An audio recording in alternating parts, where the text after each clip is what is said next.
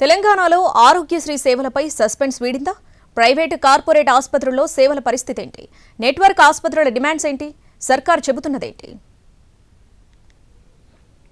తెలంగాణలో ఆరోగ్యశ్రీ సేవలు యథావిధిగా కొనసాగుతున్నాయి. ప్రైవేట్ కార్పొరేట్ ఆసుపత్రులు సమ్మెకు దూరంగా ఉన్నాయి. 87% హాస్పిటళ్లు ఆరోగ్యశ్రీ పేషెంట్లకు వైద్య సేవలు అందించగా కేవలం 13% ఆసుపత్రుల్లోనే నిలిచిపోయాయి.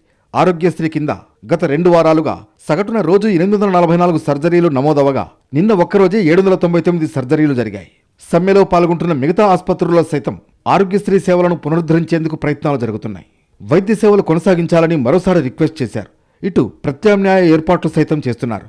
పేషెంట్లకు ఇబ్బంది కలగకుండా ప్రభుత్వ ఆసుపత్రుల్లో కూడా ఏర్పాట్లు చేశారు అధికారులు. పెండింగ్ బకాయిలు విడుదల చేయడం లేదంటూ ఆరోగ్యశ్రీ సేవల్ని నిలిపివేశాయి కొన్ని నెట్వర్క్స్ ఆసుపత్రులు. ప్రభుత్వం స్పందించే వరకు సేవలు ఉండవని తేల్చి చెప్పాయి. తమకు ప్రభుత్వం నుంచి 1400 కోట్ల రూపాయలు రావాలని చెబుతున్నాయి. అయితే ప్రభుత్వం వాదన మరోలా ఉంది. గత ప్రభుత్వంలో కొంటే అదనంగా డబ్బులు విడుదల చేస్తున్నామని చెబుతోంది. ఆరోగ్యశ్రీ పరిమితిని సైతం 5 లక్షల రూపాయల నుంచి 10 లక్షలకు పెంచామని తెలిపింది. ప్రజలెవరూ ఆందోళన చెందాల్సిన అవసరం లేదని, ఆరోగ్యశ్రీ సేవలకు అంతరాయం లేకుండా చర్యలు తీసుకున్నట్లు తెలిపింది ప్రభుత్వం.